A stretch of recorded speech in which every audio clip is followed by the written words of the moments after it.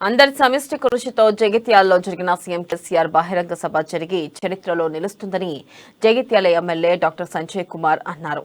జగిత్యాల జిల్లాను ఏర్పాటు చేసిన ముఖ్యమంత్రి జిల్లా అభివృద్ధిపై ప్రత్యేక శ్రద్ధ చూపిస్తున్నారని తెలిపారు.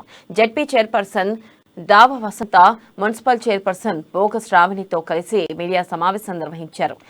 ఈ సందర్భంగా మాట్లాడుతూ ఇచ్చిన మాట ప్రకారం జగిత్యాలకు మెడికల్ కళాశాలను మంజూరు చేసి భవన నిర్మాణ భూమి పూజ చేయడం శుభపరిణామమన్నారు.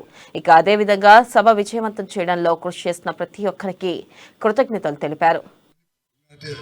సభ జగిత్యాలలో గౌరవ ముఖ్యమంత్రి గారు వచ్చి చేసిన కార్యక్రమాలు చరిత్రలో నిలిచిపోతాయి. ఎందుకంటే జగిత్యాల జిల్లా అవడం, జిల్లా కేంద్రానికి అతి ముఖ్యమైనది ఏంటంటే ఒక భవన సముదాయం కలెక్టరేట్. మరి దాంట్లో టోటల్ ఇంటిగ్రేటెడ్ ఆఫీసెస్ దాదాపు 57 ఆఫీసులతోటి కలెక్టరేట్ సముదాయం ఏర్పడబడింది. అలాంటి దాన్ని ప్రారంభించారు. దాంట్లో విద్య, వైద్యం, వ్యవసాయం, హార్టికల్చర్, బీసీ, ఎస్సీ, సంక్షేమం అంటే చెప్పుకుంటూ పోతే ప్రతి డిపార్ట్మెంట్ ఇవన్నీ కూడా ఒకే చోట ఏర్పాటు చేయబడింది. ఇవన్నీ కూడా మాట్లాడారు.